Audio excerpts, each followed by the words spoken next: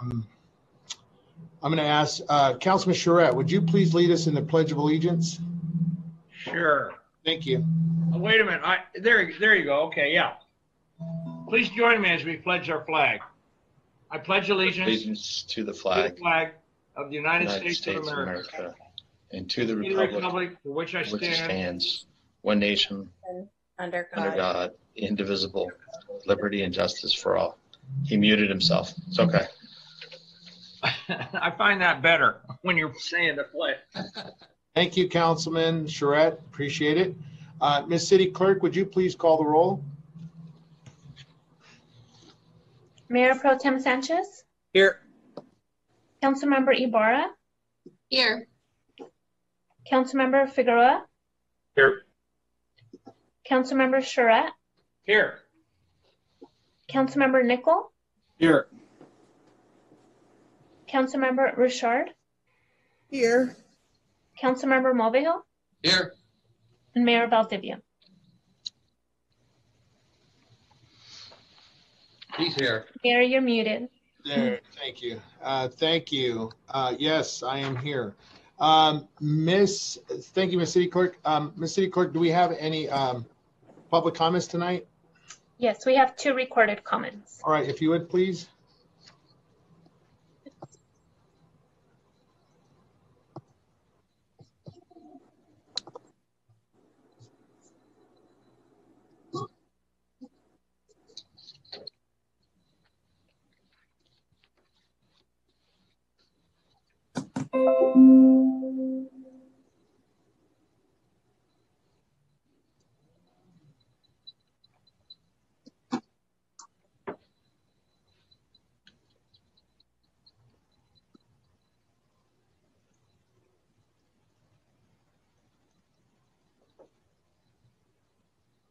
Am I the only one that can't hear them?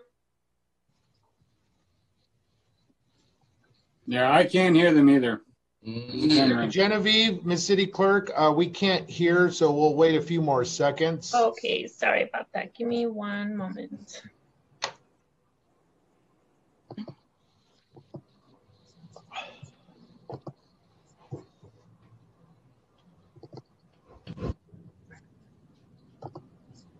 Okay, let's try this again. Okay.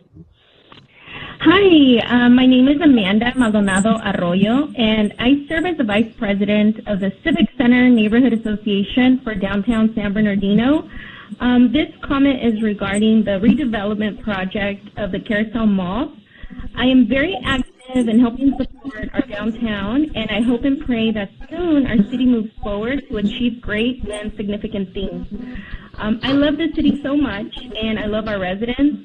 I also love the amazing nonprofit organizations that I partner up shoulder to shoulder to help make our city a better place. I get to see the opportunity of the fighting spirit of San Bernardino, and it truly is a beautiful thing to see. The Carousel Mall has been abandoned for many years, and our city has a fighting chance. We really need to focus on the redevelopment of our downtown, like many cities throughout the Inland Empire have already done, and many cities throughout the United States. As a resident, this project will help in the transformation of our city. Not only will this project bring light to San Bernardino, but it will help add the revenue that our city so desperately needs. It is important that we choose a developer wisely. We need a developer that's going to take feedback from residents and also help create the vision that our residents have by adding the community benefits agreement to help create work for the talented and skillful residents of San Bernardino. In addition, it is very important that we choose a developer wisely, a developer that has the best interests of our city and our city only, not because who makes the biggest campaign contributions.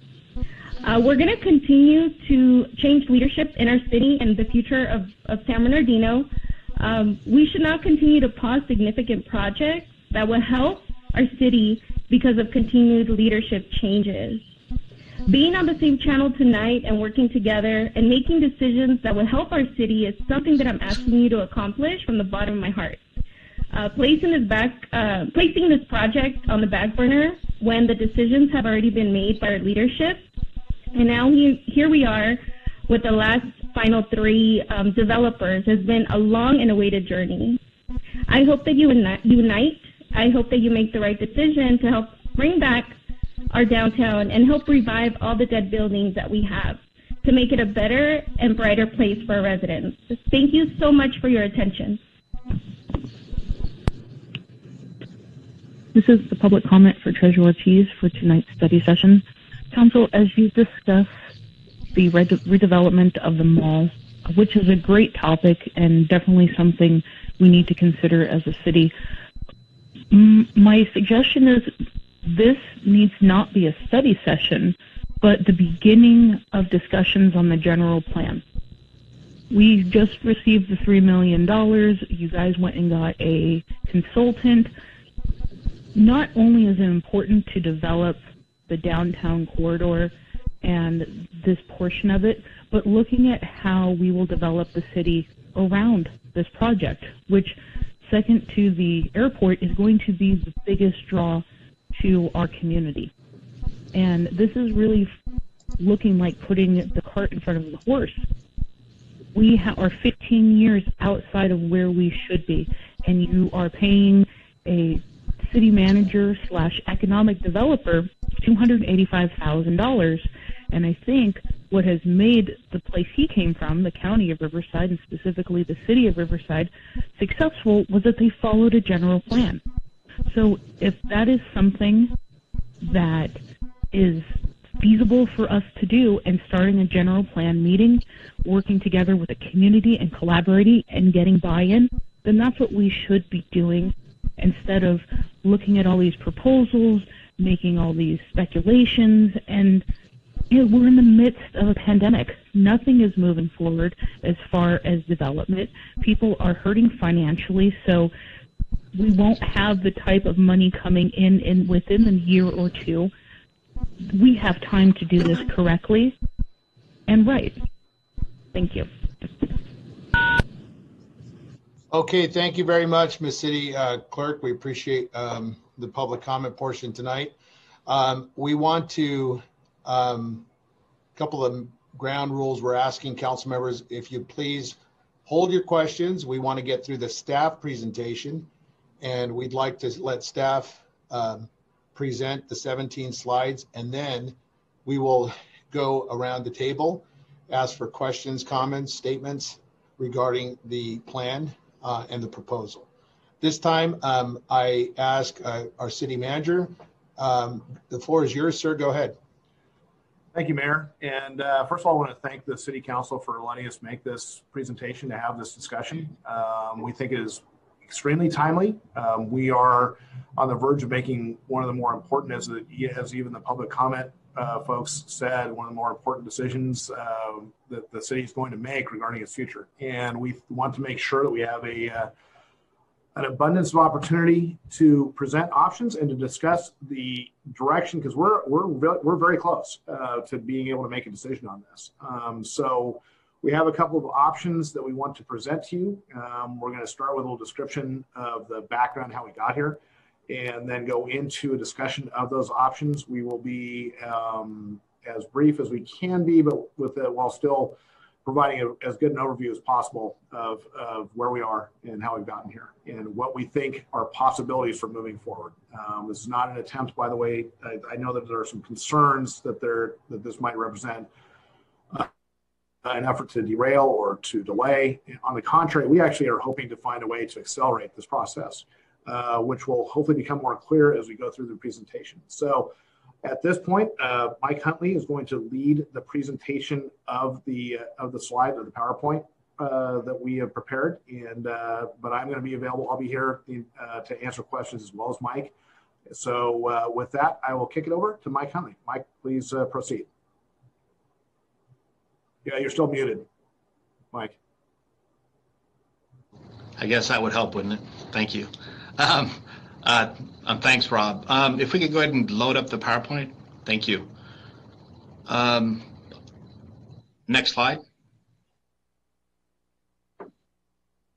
Honorable Mayor, members of the City Council, Before the city council selects its preferred developer for the Carousel Mall property, staff felt it was in the best interest of the community to share various options and or really the next steps before the city council hears from the top two developers who have interest in working with the city. We know that the community is eager to see progress. We hear that all the time. We heard that from some of the public orals tonight too. We know this is a big project. We understand that the right project will be a catalyst to the long-term growth and development, not only of the downtown, but the entire community itself. Next slide. So what we thought we'd do is provide a little bit of history. There may be people from the public or maybe some new council members who aren't really familiar with some of the history with that. So what we thought we'd do is we'd go through some of the background first, how the mall got established, and bring us to where we're at today. So with that, the Carousel Mall was planned in the late 1960s as part of the greater downtown redevelopment project to eradicate blight and to create new economic stimulus for the city of San Bernardino. At that particular time, it was not called the Carousel Mall, it was called the Central City Mall, and actually was built some 5 years after the Inland Center Mall was built. At that point, the downtown was in decline, as was a lot of urban areas. And in the late 1960s and early 70s, it was a commercial development trend to start building malls. Many people at that point didn't think that malls would be successful, that they wouldn't be as successful as cities, downtown areas or central business districts. So as such, the city pursued the development, or I should say the redevelopment agency in partnership with the city pursued development of the Central City Mall, which was a redevelopment project. It included 44 acres in the downtown. It was a major development that took up 4 city blocks of areas that was developed within the city's historic heart of downtown. The mall included 3 major anchors, and that included the Harris's department store. It included the J.C. Penney's. It also included the Montgomery Wards also. It also included 52 inline stores with at-grade and structured parking. The mall actually opened its doors, I know it says 1973 on this slide, but I believe it was 1972 with much fanfare. The city was really eager to see things happening within the downtown, and they felt this would turn the downtown around in the early 1970s.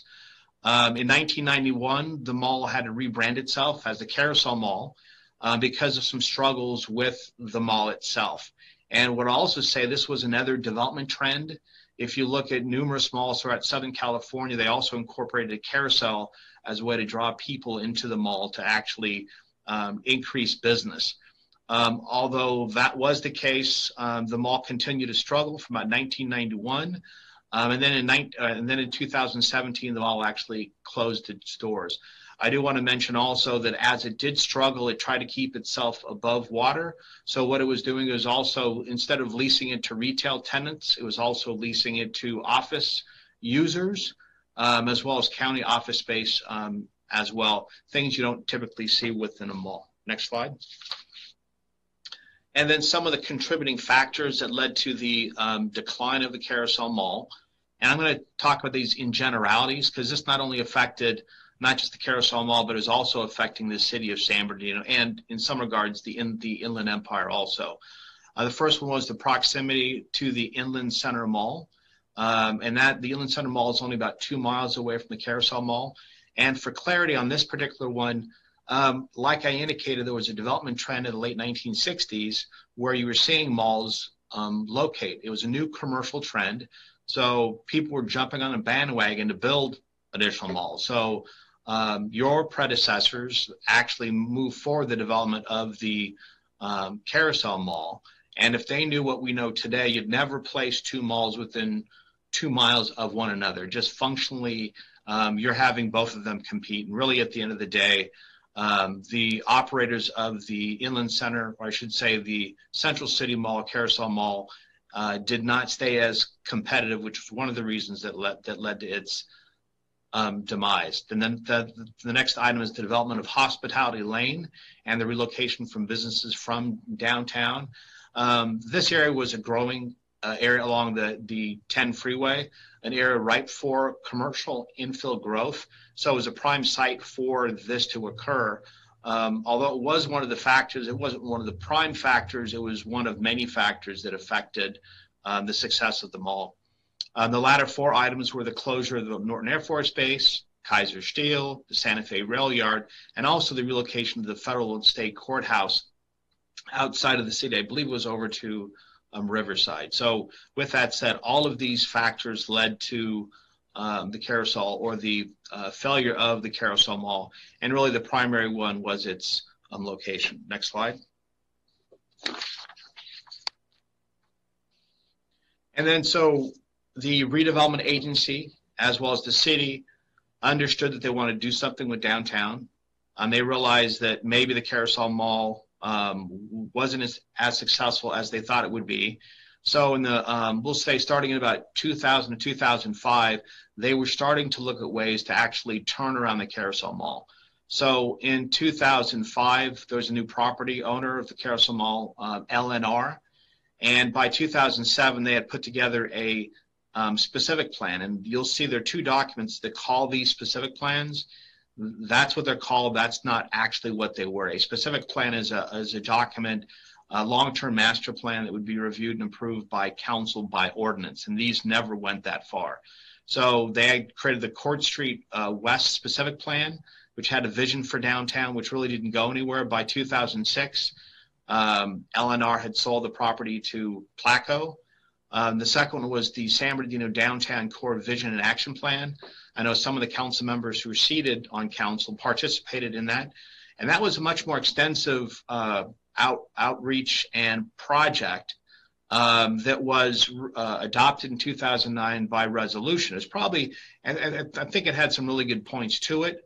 But after, we'll say 2011, 2012, it did not have any more steam. It kind of fell to the wayside. And then the last one was the Carousel District Specific Plan.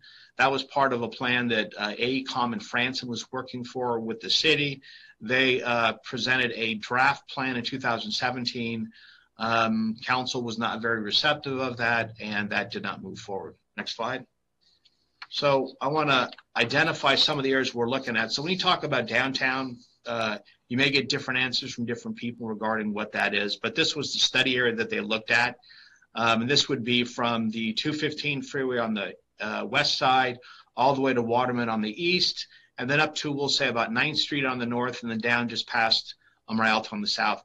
This is what we may consider the traditional downtown. And you see the Carousel Mall is one component of the overall downtown area. And this is when they created the vision plan in 2009.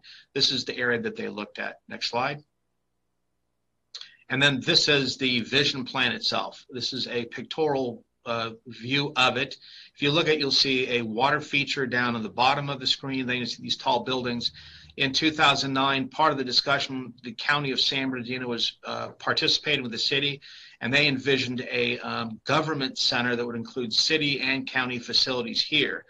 Unfortunately, I think the counties changed directions. They've been building new facilities on their existing land. And part of the vision of 2009, I think, is applicable, and part of it is not. This is just a pictorial of what they were considering at that point in 2009. Next slide. So in regards to what recent action the city's been taking, so in 2014, the city did send out a solicitation of interest letter to interested developers. Documents I've looked at said it was sent out to 90 developers throughout the U.S. They only had, I believe, a total of 16 or 14 that submitted. They whittled it down to the top 3, and then at the end of the day, by 2015, they selected AECOM and Franson to work not only in the Carousel Mall master plan, but also the Theater Square master plan. By 2018, council felt that they would not extend the exclusive right to negotiate with AECOM Franson for the mall, but they did complete the master plan for Theater Square. In May of 2019, City Council gave direction to staff to create a request for qualification, which we did. We solicited interest.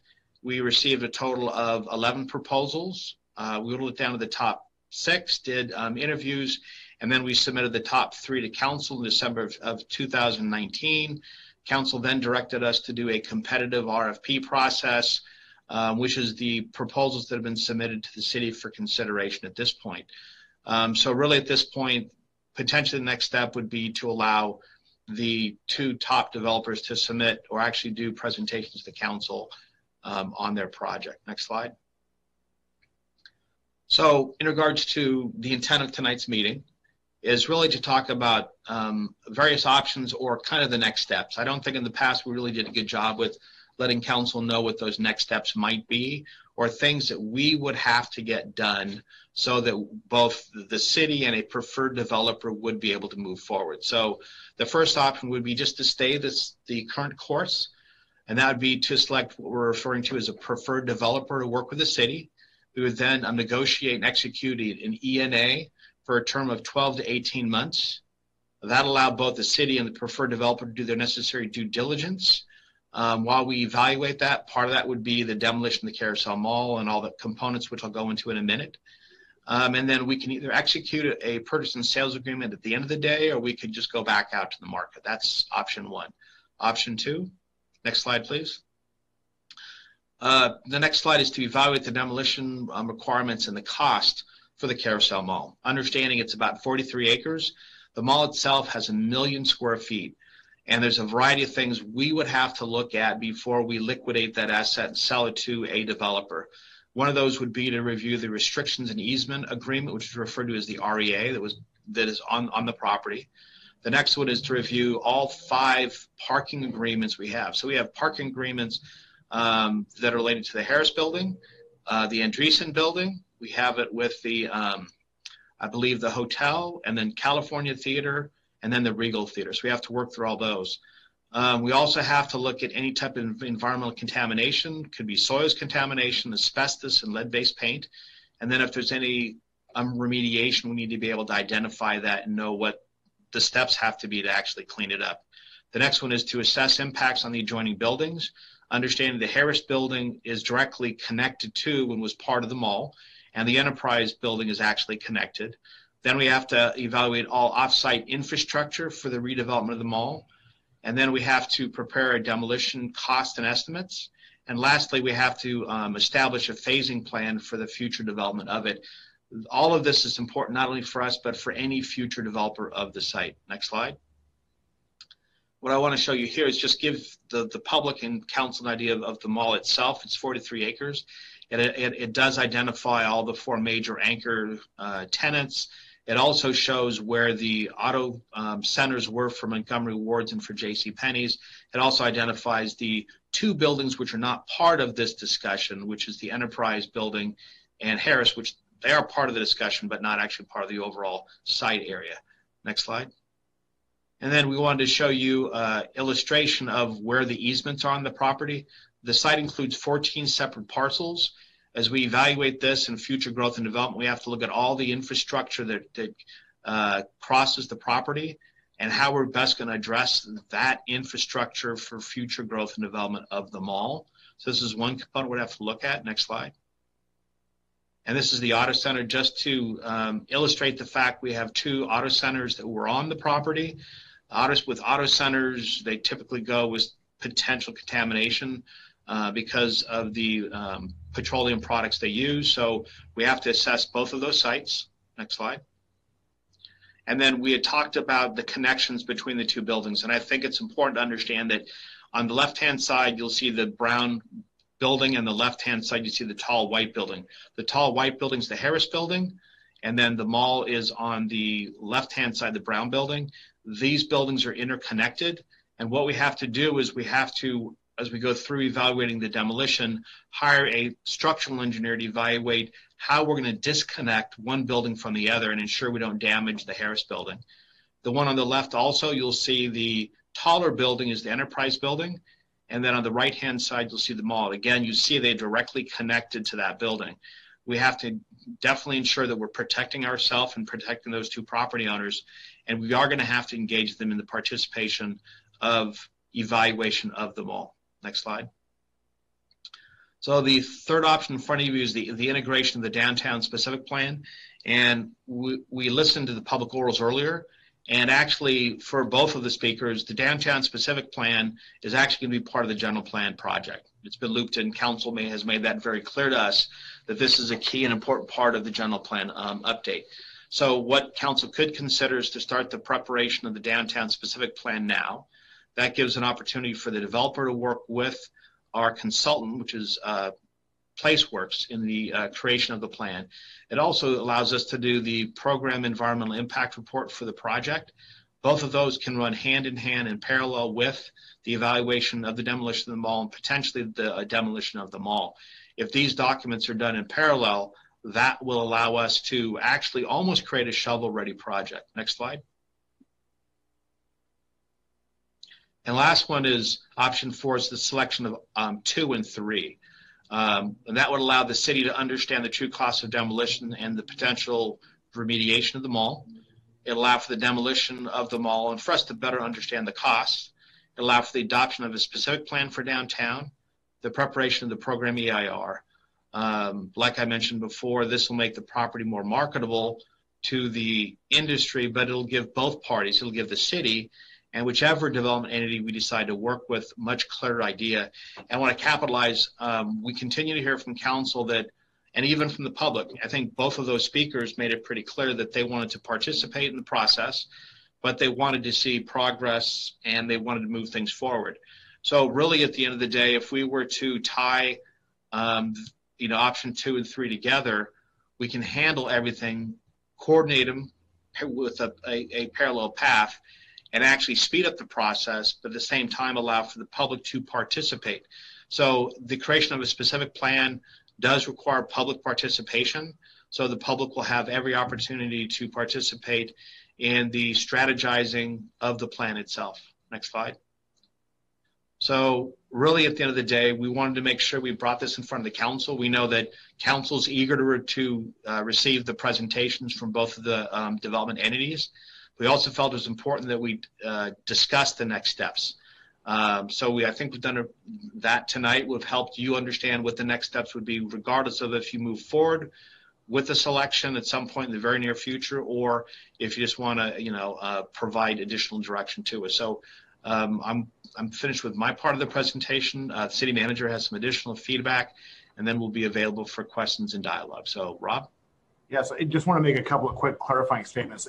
The intention of doing the studies with respect to demolition would be then to, in parallel with that, look for the funding to actually do the demolition. Mike had mentioned making it a development-ready site. Nothing will make it more development-ready than actually pursuing demolition. And the cost of demolition would be recouped through the sale of the property. It's in order to avoid prevailing wage on future construction of developments on the site, the developers will have to pay a market rate based on an appraisal for the value of the property. And with that funding would then be used to retire any debt that the city would incur, unless we are able to. We will actually be asking, I think, the state of California to help fund this as part of an urban renewal project, related as it is to transit. It's very close to the new transit center. So we, I think, have an opportunity to make it clear that this is that at least part of the project will be a transit-oriented development.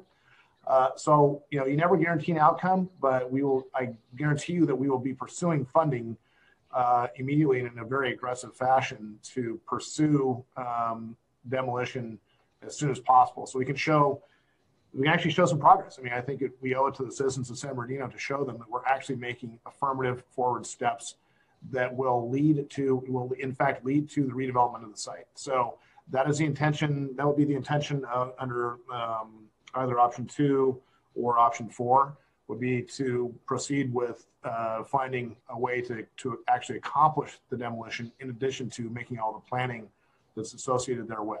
I mean, it seems counterintuitive almost to say this, to hear this, but when you're doing demolition, you actually have to design the demolition. As Mike described, there are a lot of components here to that demolition project where things have to be protected in place, where we have to assess the conditions underground associated with some of the existing development there. There are likely to be some hazardous materials inside the mall that will have to be properly abated as part of that demolition process. So it's a complicated thing to do the demolition. It's not a simple project, and it's also, as Mike mentioned, it's 1 million square feet. It's a very large property. So it'd be very involved, but it would also push the project along more quickly. If we were to do it in advance of a negotiated sale or even in tandem with, I mean, nothing prevents us from proceeding with discussions with the 2 people who submitted proposals. Matter of fact, that, you know, subject to the council's discretion, we can do both. But certainly in the time that we have in front of us, it would behoove us, we think, to at least consider the possibility of proceeding with the planning for an accomplishment of demolition of the existing property to make it just that much more development ready to advance the process.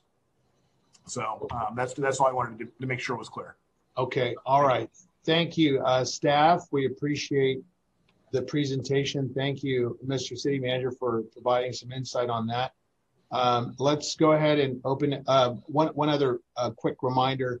There's no action. We're just talking and discussing. So council members, you're free to provide statements. We're not even taking a vote tonight.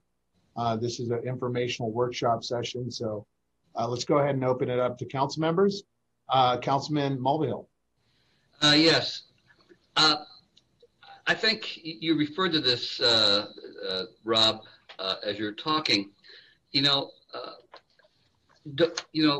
We stay the course and choose a developer, or we do the demolition. Who's going to do the demolition? Are we going to be doing it? How do we pay for it? Well, that is that's the $10 million question, which is probably in the range of what we're looking at here. It's something that we would pursue. As I said, we would pursue various forms of state funding. There is a state infrastructure bank. We will likely approach them. There's also the possibility of, as I said, getting some sort of a transit-oriented development investment from the state, recognizing that transit-oriented development is a very high priority for the state right now. Because what we would be doing is getting the site ready for that type of development. So we would be looking for funding to do it, but the city would be the entity that would actually engage in the demolition activities. Since we're the property owner, and it'll be a while before we're able to effect a property transfer. Well, I think that, obviously a TOD is in the future of that, because the Metrolink and the light rail to Redlands and so forth. But that doesn't prohibit us going ahead with option 1 to get a developer on board. What would be the advantage of waiting to get the funds to demolish the mall, and then what? It'll accelerate I think it accelerates the process significantly. It's going to take some time to get to a point with a developer where they're going to actually proceed to the point where they're going to invest in the demolition activities themselves. And this improves our ability to respond to the development community's interests, and provides, as Mike had alluded to, a shovel-ready, much closer to being a shovel-ready project.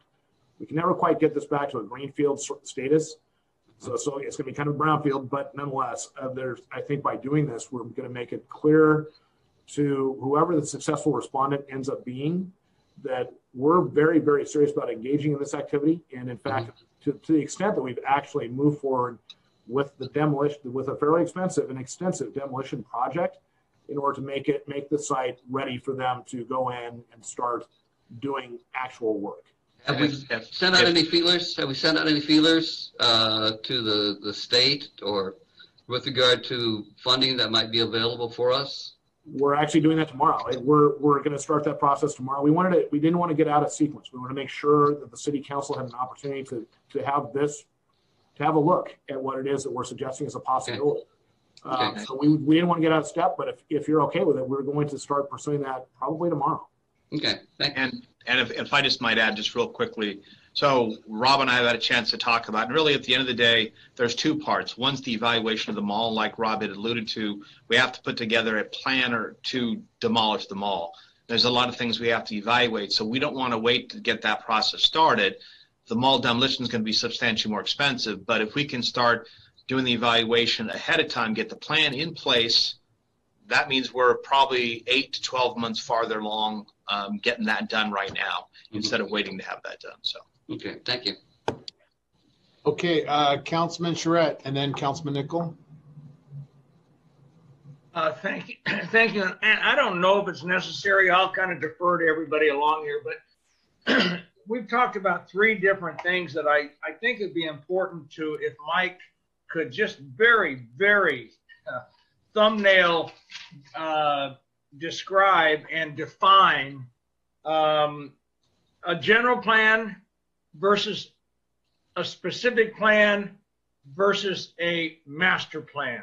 I think for the public's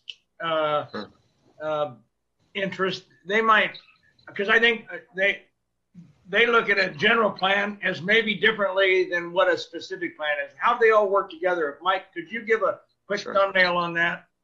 I'll give you the Reader's Digest condensed version. So please, thank you.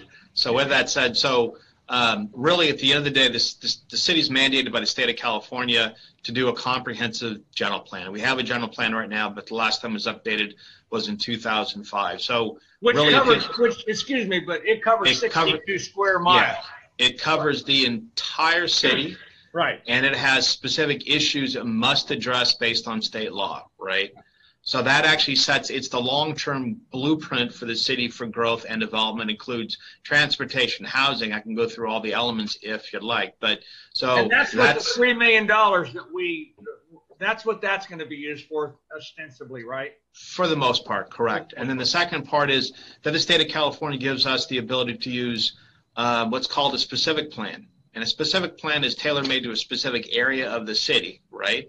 And it may also include development parameters, or policy, just like the city's general plan would. Really, a specific plan is a general plan and zoning code, or development code, all wrapped into one package for evaluating and allowing development in a specific area of the city. In this case, we're saying downtown. And then when I say master plan, I use that one probably a little too freely, to be honest with you. And it's really, I say that so the public may get a better understanding, is that, so when we look at the downtown, as I showed the slide earlier, it includes a fairly large area for the specific plan, but we also know that the Carousel Mall is going to be a component.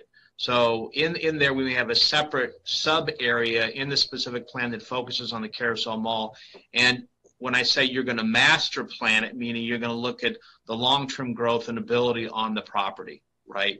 So it's just kind of master planning it based on the community outreach, the business feedback from the council, feedback from staff, and it creates a master vision for growth on a specific property or area.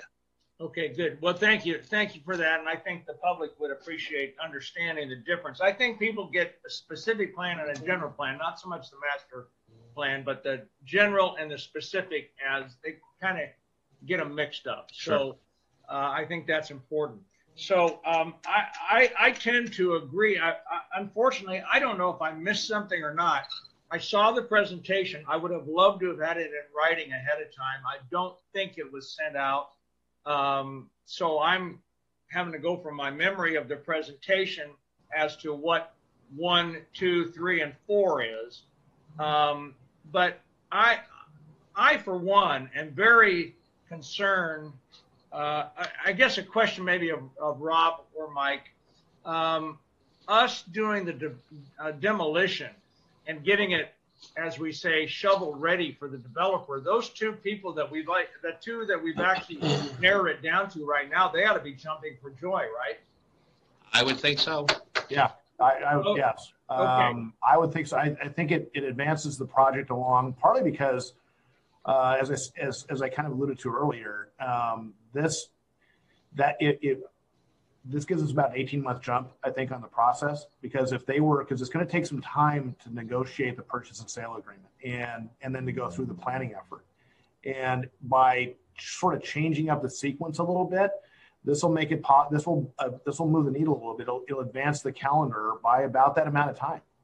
We'll be doing things in parallel instead of doing things in sequence. And we're kind of becoming fans here in the city manager's office of doing things in parallel. And in fact, I think one of the things that we should clarify with respect to the downtown specific plan, it would be our intention to sort of push that to the forefront of the process. I mean, as we're doing the general plan, because the downtown specific plan is a more confined effort, and we'll be able to move that along, I think, a little more quickly, and it really will inform what will happen at the Carousel Mall property and the surrounding properties. There's a lot of the downtown specific plan takes in several hundred acres of downtown, and this will help in so many different ways. And I think that, again, and to your point, Mr. Charette, that it'll make things more clear and definitive and defined for the successful respondent. And we certainly, I think, we owe it to the people who responded already to include them in that process. And in fact, I mean, we could hear them out hear both of their presentations in the very near future, if that's the council's preference. It's entirely up to you. Thanks, Rob, and that's exactly where I'm going.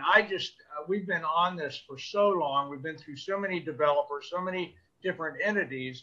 We've gotten pretty close. We did, as I understand it, narrow it. We went from 11 to 6 to 2, which was really 3, and 2 of the 3 joined forces.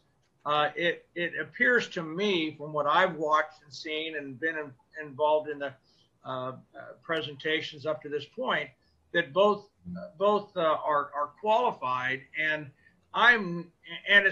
whoever gets the exclusive right is not going to be doing this by themselves anyway. There's going to be so much room at this table for so many different developers and different players to come in. And I just think it's important that we don't, lead people down the path and then not deliver. I don't like going out to proposals, getting 11, narrowing it down for whatever reason, however that came about, narrowing it from 6 to let's say 2, and then say, oh, well, we're just going to throw everything out and start all over again. And I don't think that's what you're proposing here at all. I certainly don't support that. I think we're at a point where we need a master developer to be approved that can work hand in glove with the city and with the specific plan and the general plan and all of the above as this project moves forward. And I'm very pleased that we can help the developer along by, I'll use the public-private partnership thing, where we're the public doing the demo and making it easier for the private sector to come in and say, thanks very much. You've done a great job. We're ready to go. We've got people lined up. We're going to make this thing happen. So I think that's what I'm understanding where we are tonight. The only thing I can't do is I can't look at a piece of 4 pieces of paper with option 1, 2, 3, and 4 and compare them, but I can do that later. Okay. Thank you, Councilman Charette. Thank you. Councilman Nickel, go ahead, sir. Yeah, I just wanted, first off, a couple of clarifying points from the presentation. So you had identified a downtown study area dating back, I guess, to 2009. Right. Is that the anticipated area of a potential specific plan? Is it that same area? Or are we talking about a different area now that we're thinking about for a specific plan? So in my research of all the documents that have been prepared for downtown, you could ask probably 4 or 5 different people to have a different idea of what downtown really is. So I think that'll be part of the parameters that we're going to be looking for. We will share information with you from previous studies. We don't want to make it too big. Then again, we don't want to make it too small. So I think it's important for us as we proceed, as we start having our first community and scoping meetings, we talk about that and really what makes sense for the downtown. What are some of those key sites in downtown that should be incorporated with it? Councilman Nichols, I've seen ones that go all the way down to the 66ers Stadium as an example, one that goes up all the way up to baseline. I think those parameters are way too large for a downtown specific plan. So we'll definitely have more discussion and dialogue as we start the general plan process, which incorporates the downtown specific plan. Okay, well, and I think in relationship to this term parallel, I think it's very important that now that we have two very capable and qualified developers that have submitted proposals, that we incorporate their input into the direction we go. And my fear is that we're approaching this as elected officials at this point. I really want to get the perspective of a developer and understand from their perspective what needs to be done to really ensure that we optimize this site and our options to develop this site. I do believe it is a catalyst. We've had a number of conversations over the years since I've been on the council. I think our most recent discussion was in January of this year, where we established a strategic plan.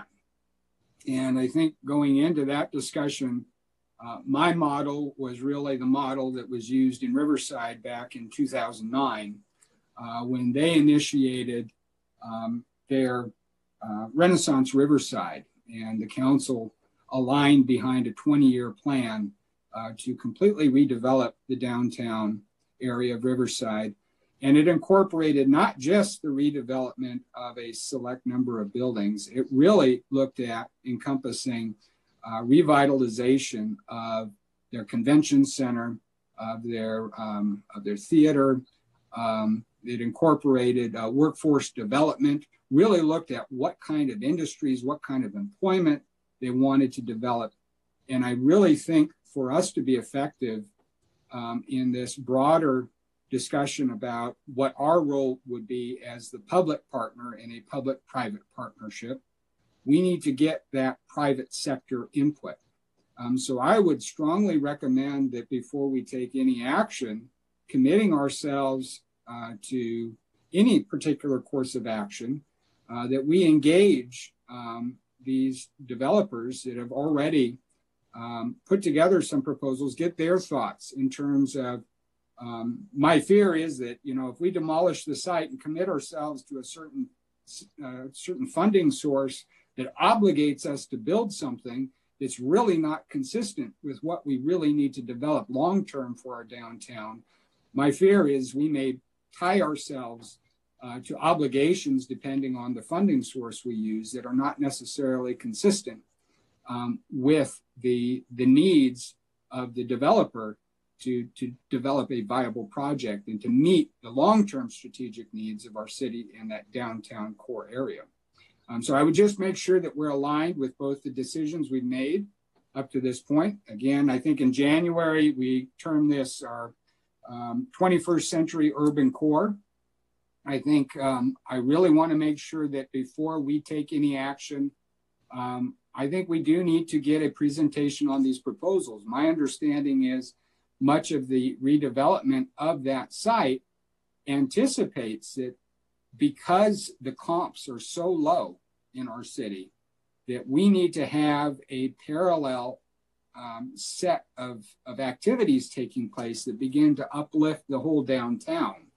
And for their project to pencil and for us to move along in a timely fashion, I think we need to make sure that we're working in tandem and in partnership with that developer and encouraging the type of redevelopment in an area that's significant enough that it is going to create that economy that's necessary for the mall project and redevelopment to be successful.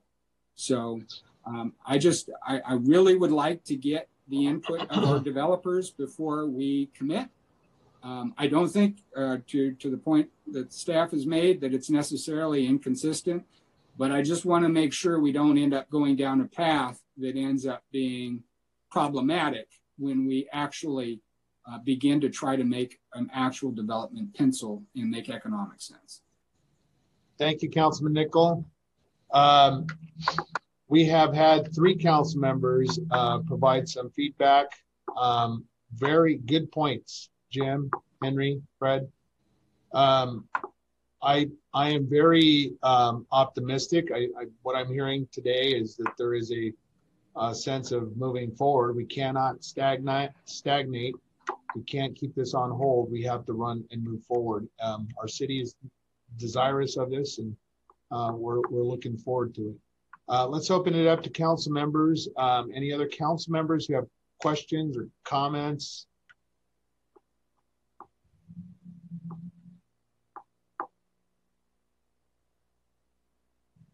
I don't see any hands raised. The other council members would like to provide a feedback or comment. Mayor. Councilmember Barra, please go ahead. Yes, Mr. City Manager, I heard what my colleague Nicole mentioned about hearing those proposals. Is there any way we can still listen to those proposals as we are just looking at the costs associated with demolishing right here at the site? Because I know I've requested them and we selected them earlier in the year and nothing's happened since. I think it is imperative that we try to push this forward instead of stalling the proposals that have been prepared for us, and for some reason the developers were not invited to present them to us tonight. Absolutely. I would actually think the timing would be good to hear from them. Probably maybe in January, if we can schedule them for a presentation similar to this. Give them each the opportunity to present their proposals, their vision for that portion of downtown. That'd be very appropriate.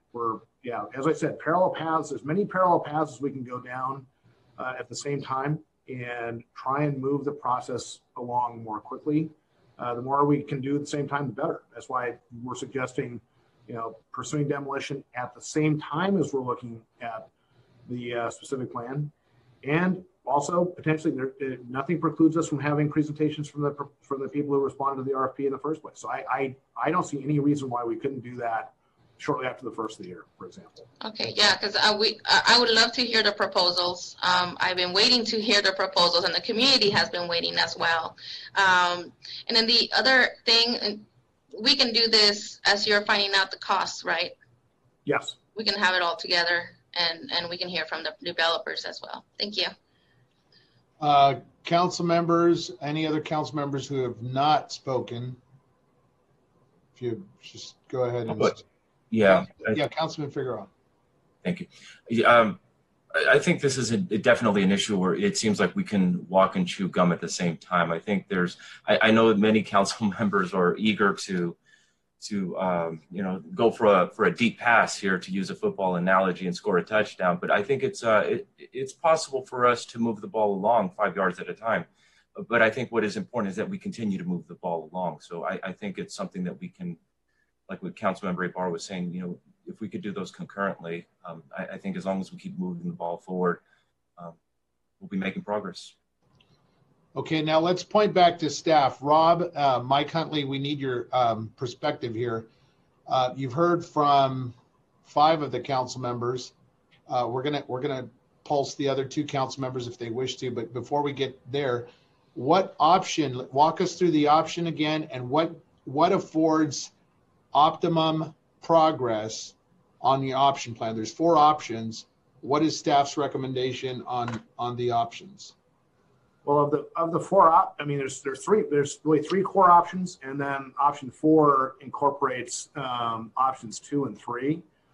But I think, as Councilmember Ibarra has noted, we can move all 3 of them at once, in essence, especially if it be the preference of the council to hear the proposals in January. I think in essence we're taking a look at all 3 of them at the same time and potentially moving the ball, to use Councilman Figueroa's analogy, moving the ball on all 3 of them at the same time.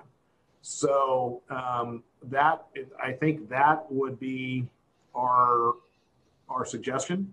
Our request is that we be authorized to go. It's not a vote. Obviously, no, we're not taking it. I can sense the city attorney's office's anxiety if we try to do anything that's outside the Brown Act.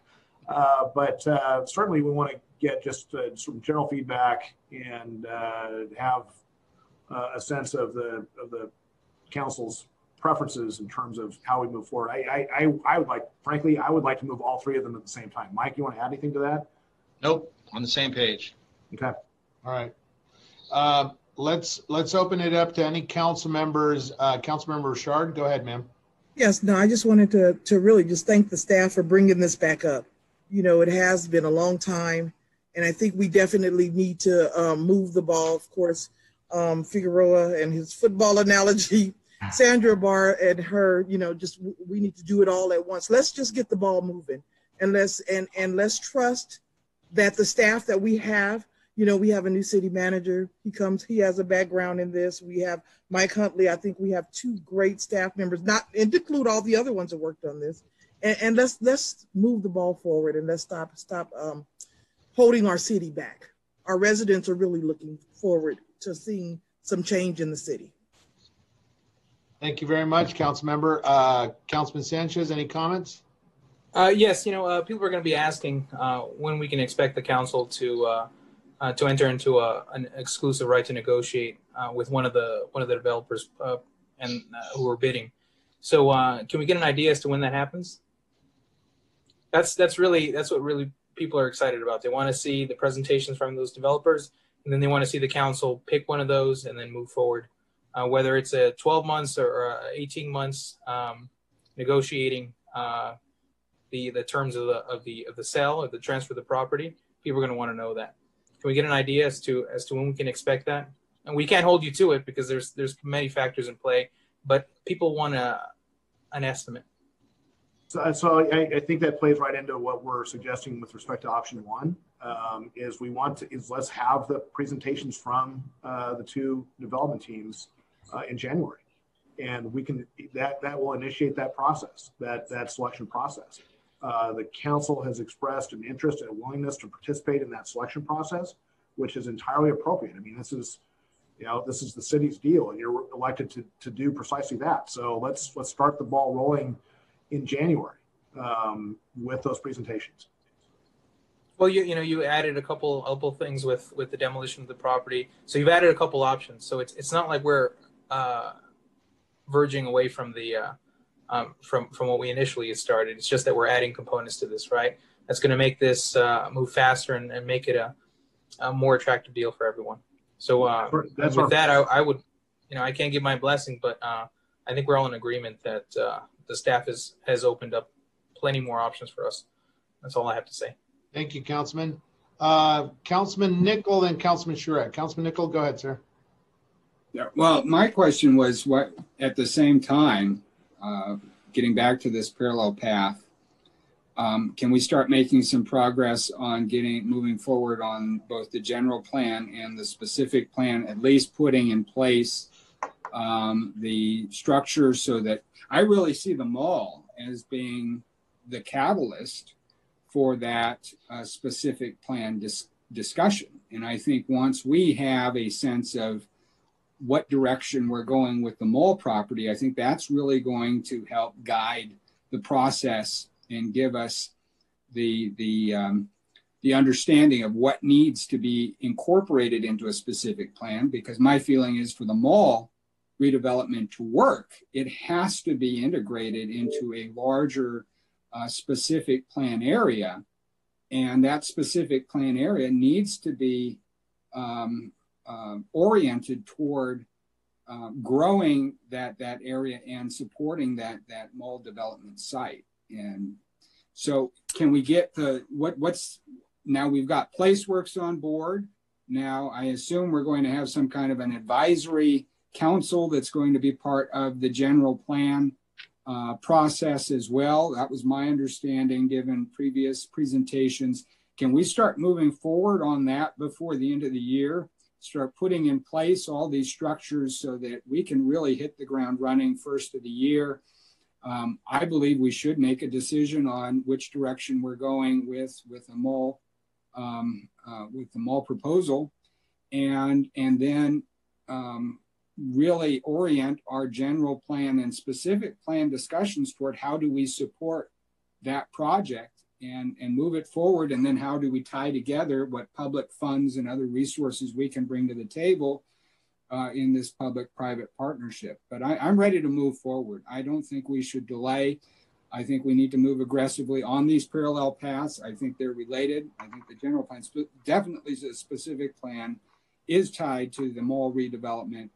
And we need to move by the first of the year. I'd like to have all the structures in place to make sure that we can move concurrently on that general and specific plan as we move forward on the mall. Okay, can I respond to that briefly? Yeah, go ahead. Okay, so Councilman Nickel, honestly, Mike Huntley and I were having that conversation today. It was almost like you were in the room, because that is very close to the path that we mapped out today, including the notion of accelerating the downtown specific plan component of the general plan process. And in fact, looking at having a separate advisory committee of the people who are involved in downtown. So you have a general plan advisory committee, but I think maybe also one that is specific to the downtown specific plan. So the business community can weigh in on and participate in the development of that component, because that's their bailiwick. That is what they do. So and I think the developer will provide good input as well to guide those discussions as well. Yeah. Really understanding the economics. So whatever we need to do to get that in place, I think really it's option 4 then. I think that's the option that we're really thinking about is 4, that includes presentation of these proposals ideally by the first of the year. Yeah, it sounds to me as though we basically have morphed option 4 into incorporating all 3 of the options. All of them. Nothing wrong with that. I support it. Okay. All right. Thank you. That was my understanding as well, is that it was option 4. Okay, that's what I was. All right, cool. Thank you, council members. All right, I think we're rounding third. Councilman Charette, sir, go ahead. One question I think related to everything that's just been said in the last few minutes, and that is, but I'm going to ask it a little differently, and that is, why do we wait until after the first of the year on these proposals? For example, we've narrowed this down to a couple of people, a couple of groups. I think they need to be part of the parallel universe and parallel. I agree with everything that's been said so far tonight, but I don't know why we're waiting 2 more months to hear those, at least 2 more months to hear those presentations. If there's a good reason, I'm game. I'm not really saying we shouldn't or should, but I'm just kind of wondering why we have to wait another week until we kind of started pumping the brakes or tapping on the brakes to kind of take a little bit of a look at this process, which I agree with. I'm very happy with what you brought forward. But we were really in a position to make a decision on a master developer.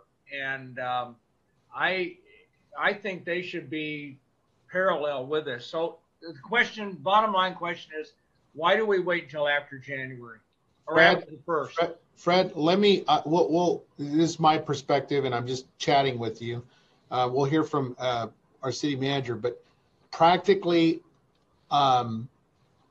we're right in the midst of the political swearing in opportunities. So I think it's just, we're going to have one council member who's on board, and we're waiting to hear the decision. And I think that gives us enough time to at least allow those individuals to join that discussion. That's the practical aspects. Maybe Rob, you could help us out. Well, practically, with all due respect, practically, it seems to me that it ought to be this council that starts making the decisions. But anyway, a couple of months isn't going to kill us. I'm not overly concerned with it. Thank you. And I think, if I may, Mayor, yeah, I think there's also a component of this little bit of research that I think we need to do will help inform, even how the respondents want to present. We'll have a better sense. It's not going to take us very long to figure out how practical it will be for us to pursue the demolition. Let's say we pursue demolition directly. It won't take us very long to figure that out. So I think we'll have a much clearer definition of certain aspects of the project in January. So I think that really is what's driving my thought. I mean, we're just kind of talking about this right now, kind of spontaneously anyway. But if we were to do it in January, I think we'd have just a few more answers and be able to make a better informed decision. That was kind of my thinking when I suggested January. You can do it anytime you want, though. It's entirely a council decision. All right. Okay, council members, thank you. I I'd like to make a response to Rob. I want to just say I'm going to defer. My comments are what they were, but I'm going to defer to staff. Okay. Thank you, council members. We have had some great discussion tonight. We thank you, council members, for your input. And we want to say thank you very much to our staff. We appreciate our staff for doing all of the legwork here. Thank you, Mike, and all of the others involved, and our city manager. This concludes tonight's special workshop. We thank you again, public, for joining us tonight, and this meeting is adjourned. Thank you.